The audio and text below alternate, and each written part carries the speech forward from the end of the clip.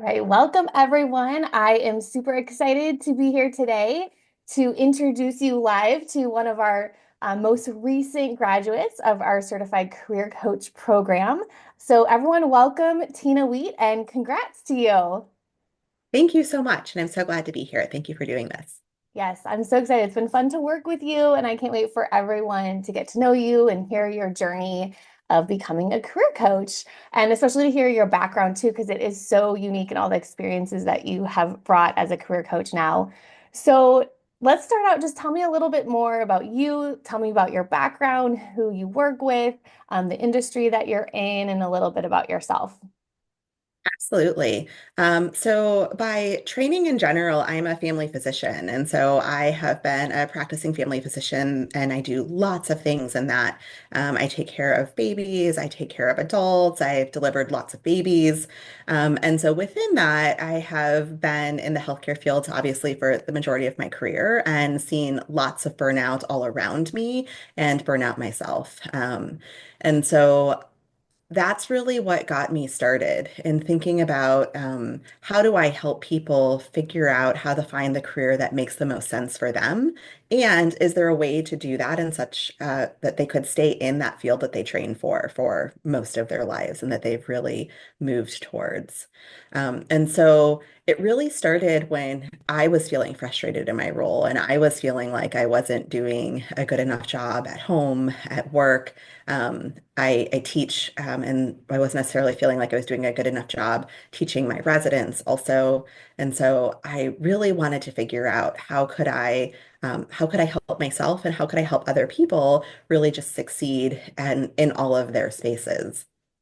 And the interesting thing is, a lot of the coaches that are out there were telling people that they should just leave medicine. And so I really wanted to do this in a different way. I wanted to help people not just think that medicine wasn't the answer anymore. I wanted them to really think about what is their purpose? What is it that they're really called to do? Because I think for lots of us, it really is a calling, many of the things that we do, and help them find those passion projects. And sometimes with your career, there's small adjustments that can be made that have a huge impact, or there's just finding a different role that will still allow you to do the things that you love and you feel like the environment is so much better.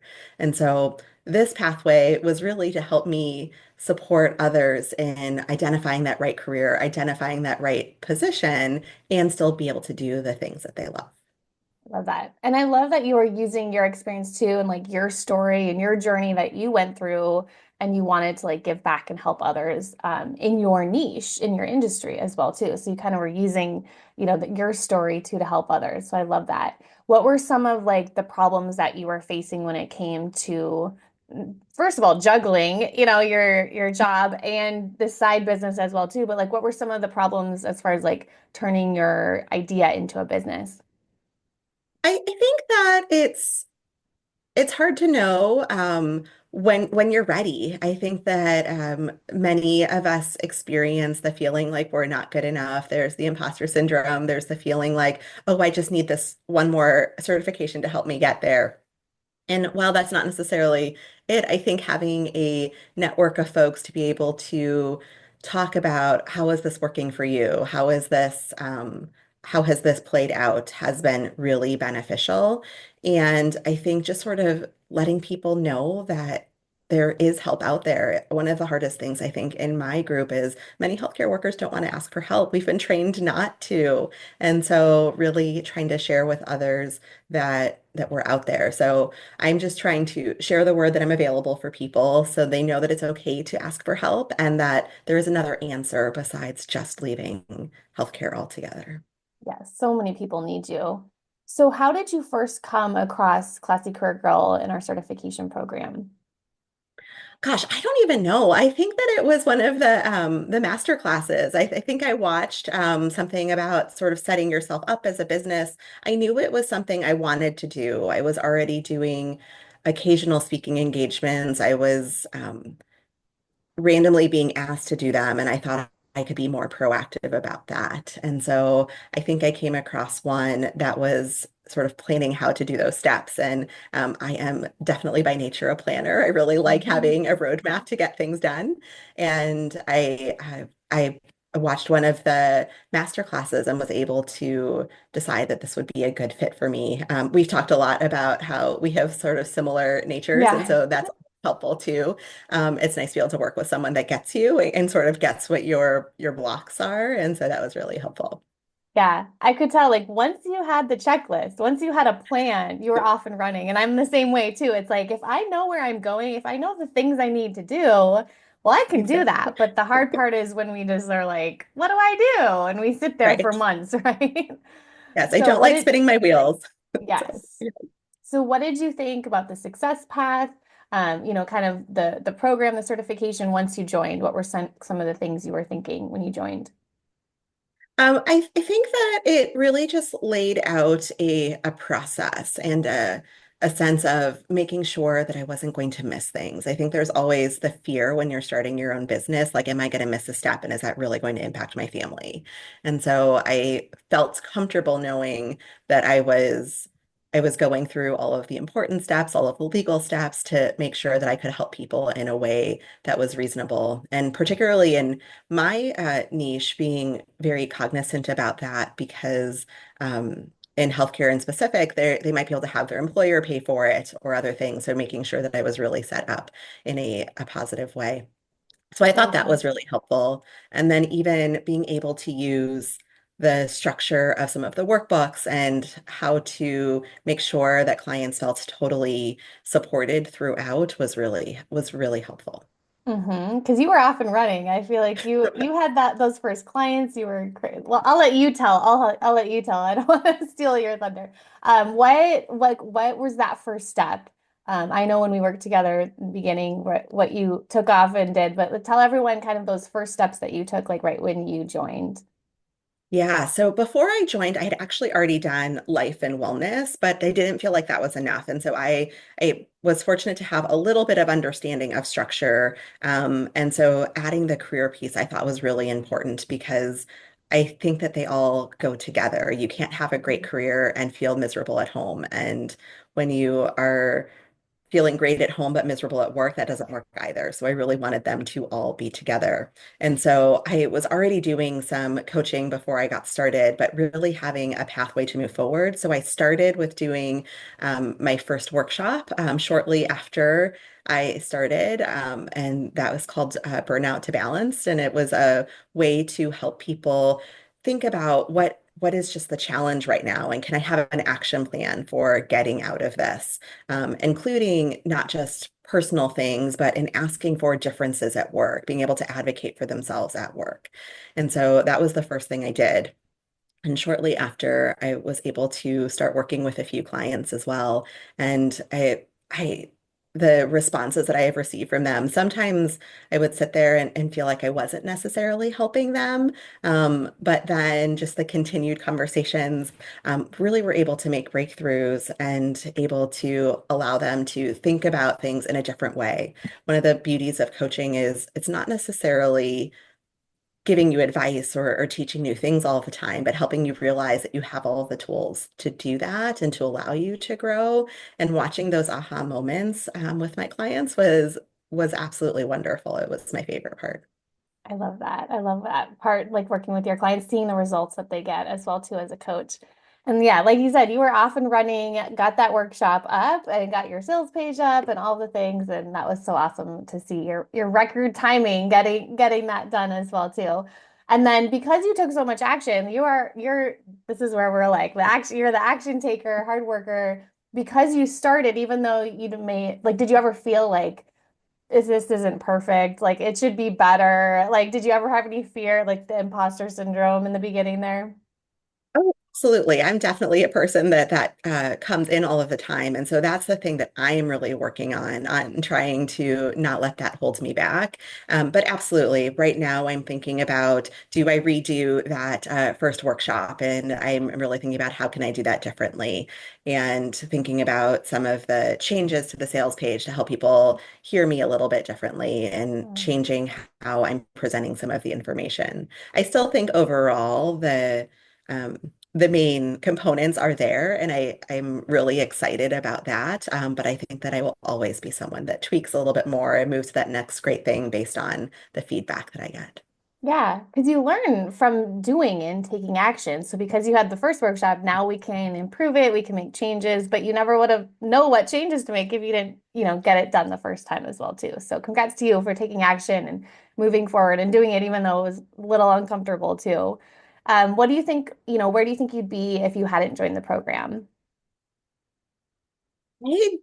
I I think I would still just be spinning my wheels. Like I said, I was someone that really needed a pathway forward and how to take the next steps. And I felt like the program really gave me accountability. I had in my brain that I really wanted to make things by this certain checklist and was able to follow the path of the schedule of the classes and wanted to meet all of those deadlines. And even just starting with the how do we plan out a budget for this? What are the goals? I think just even doing those first sessions was super important for me and moving forward. I'm not sure I would have known how to start those goals, having never owned a business before. And so it definitely gave me the impetus to be able to move forward without just sort of questioning at every stage. Mhm.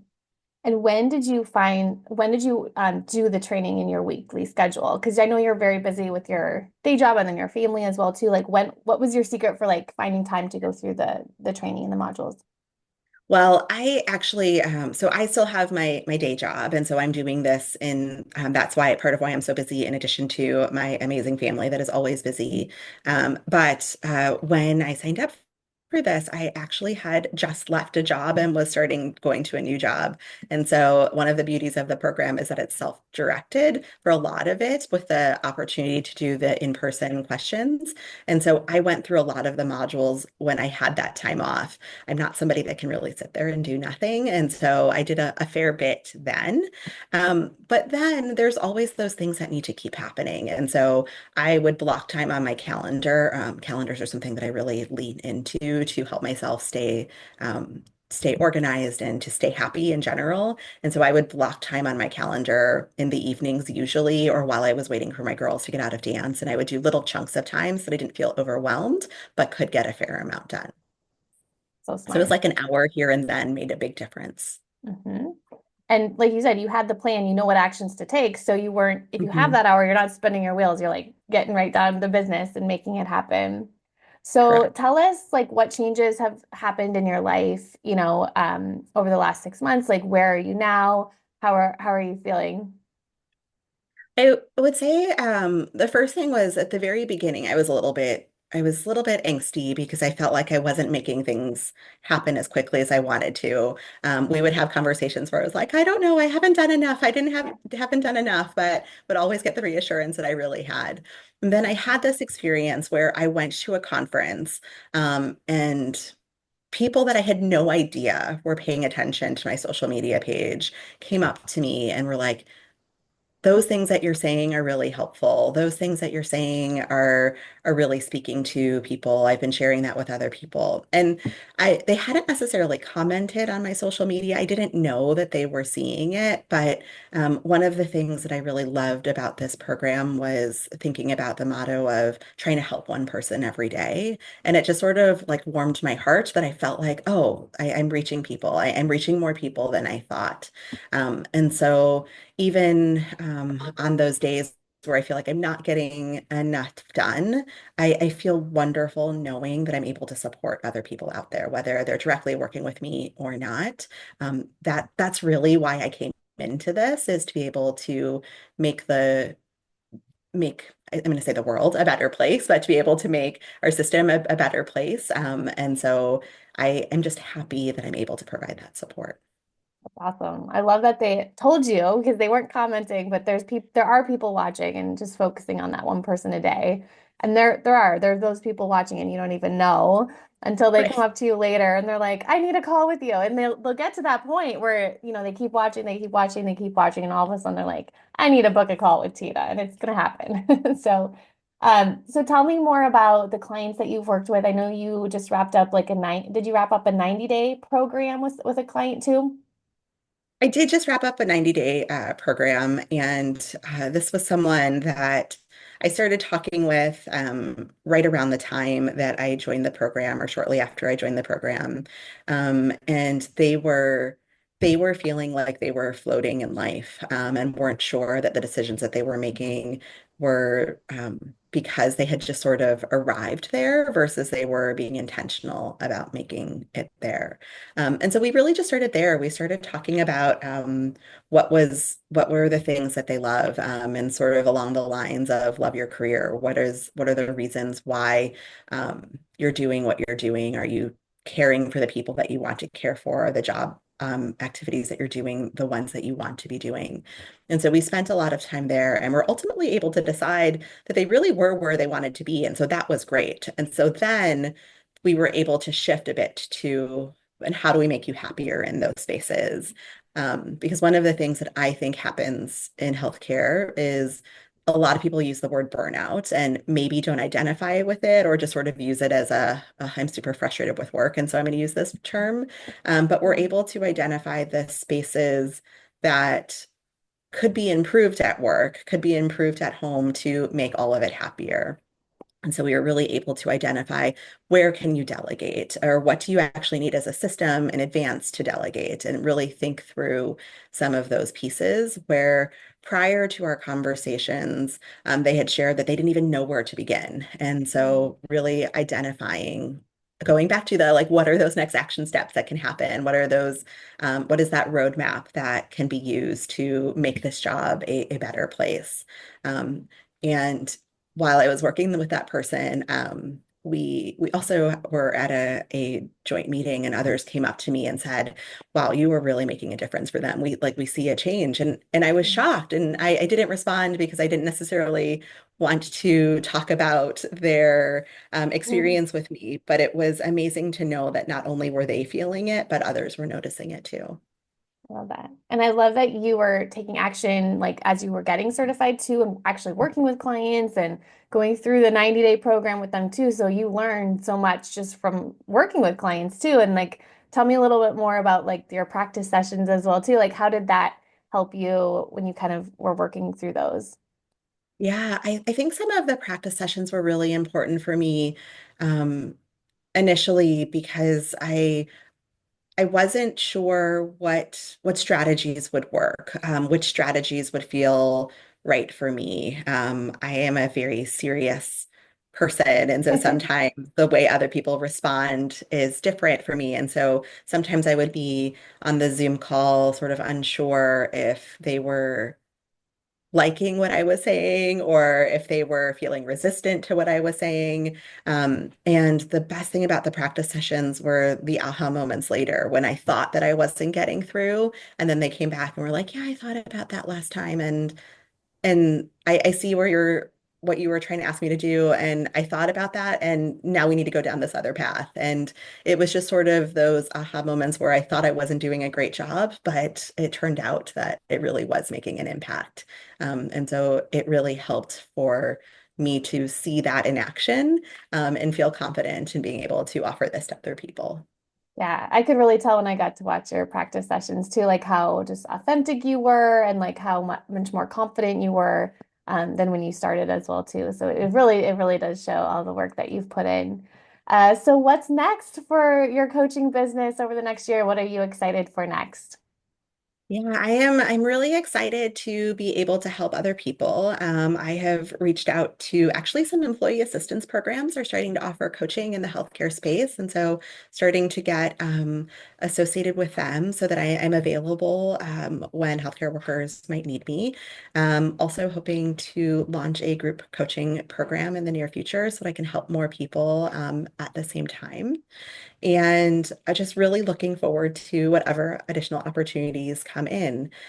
One of the things that I also found as I was speaking this year was that I focus on healthcare because that's where I am, but I also think that many of us who are high achieving have the same challenges. And so, although that is who I'm marketing to, I'm also hoping to be able to support other high achieving people thinking like I spoke at a workshop recently and a lawyer came up to me and she was like, all of those things were exactly what I needed to hear today. And so just knowing that many of these strategies are able to support people in different fields also. Awesome. I 100% agree because I know like when you talk to, I'm like, I relate to you so much as well too. So I think there is so much overlap you could do in other industries. That's exciting too. And that's usually what happens when you go through the program too, is you see how many more people you can help or how many different specializations you can offer people as well too. So that's exciting to see. So what would your final words of wisdom be to someone who is thinking of making the leap to career coaching? What would you tell them? I think that I think that it's very I think that it's scary to take leaps, and I think that it's easy to hold yourself back. But some of the greatest things in life happen when we are really willing to trust ourselves, and not just leap, but take a big jump and just try. And thinking about all of the things that you might be scared of, those are reasonable to consider. And what are all of the things that might not happen if you don't take that leap? And so remembering those other pieces as well is really important. And knowing that there's communities of support and everybody would like to support you. Definitely. So where can people find you online? I know you are on Instagram. I am. I'm on Instagram at Dr. DrTinawheat. So at Dr. Tina Wheat. I'm also on LinkedIn with my full name, which is Santina Wheat, though I go by Tina. And I have a website, which is www.santinawheat.com. Definitely. Yes, go check Tina out. And then you can also find her on our directory page as well too. So if you didn't get all that, just go to classycareergirl.com/directory and you can find her on and our other coaches as well on our directory page. And then if you are interested in becoming a certified career coach at Classy Career Girl, you can check out our free startup kit at www.classycareergirl.com/career coach webinar. Thank you so much, Tina, for joining me today. I know you have a busy, busy day, so thank you so much Thank for you for joining having me. me here today. And I can't wait to watch you launch your group coaching program and all of the next fun things that are coming for your business. So congratulations. Thank you so much. I appreciate it. Thanks for having me today.